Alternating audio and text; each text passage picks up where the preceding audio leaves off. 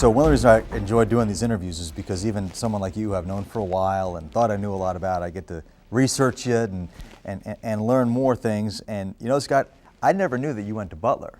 And maybe part of the reason why I didn't know that is because you didn't play. You didn't play basketball for Butler, so you had two siblings who played. We all know about Bryce. Your sister Dana was the Player of the Year at Toledo in the Mid-American Conference, and you stopped playing basketball as the oldest in the 10th grade and took up tennis. Was that a little hard having a younger brother, younger sister who were so much better at basketball than you were, and your dad was a coach? Well, I thought I was pretty. Too fine a point on I it. thought I was pretty good, but I was height challenged at the time. At 5'1.5". I know how you feel. I wasn't going anywhere. So, some people have different callings, and I think I always just loved the X and O's and the coaching part of it. And my dad knew that at Butler I was able to work with some great coaches like Barry Collier, Thad Matta, Jay John. All of them had successful careers, and I think coaching my brother and sister's teams in college in the summertime really gave me a jump start on my career and helped me to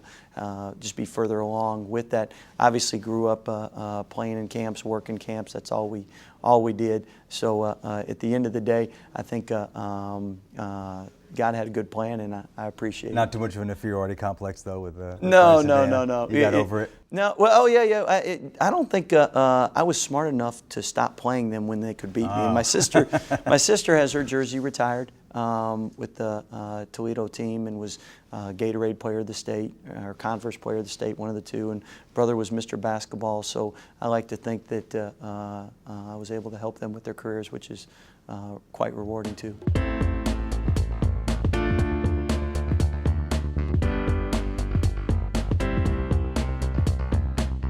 I was also surprised to learn, Scott, that your dad, Homer, he didn't want you to be a coach. He wanted you to be a lawyer.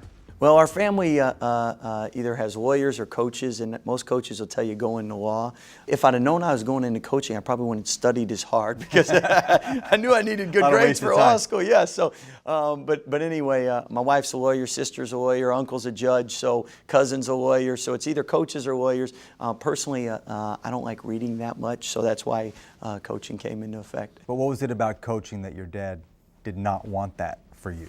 Well, I think all coaches know that if you go into coaching, it's kind of like the ministry. You have to have a calling from the standpoint it's so time-consuming and it's such a servant profession. I mean, you're really there to serve your 13, 14, 15 players, and then everyone else involved with your program. So it takes a lot of time away from your family and being able to spend time with them. So plus he knows the rigors and the ups and downs. I mean, in coaching, one day you can't sleep because you're so excited. The next day you can't sleep because you lost, and we're only as good as our last game, which we all know. So a lot of times we get too much credit and too much blame, but it's definitely a demanding profession.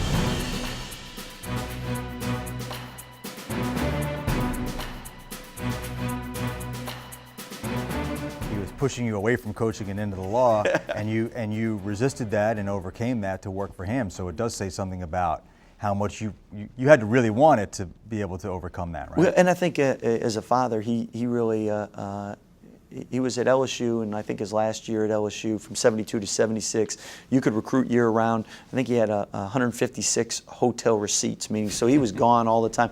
And he had us three kids and chose to go to a smaller school, Bethel College, an NAIA school, so he could spend more time with us and allow us to be a part of his life. And again, my first memory, I think, is going recruiting with him and waking up in the car. I think he got a speeding ticket on the way back, but he likes me to go over that part. But I was going to say, because he involved, it's a tribute to any dad. If you involve your son and they want to do what you did, I think that's a tribute to him.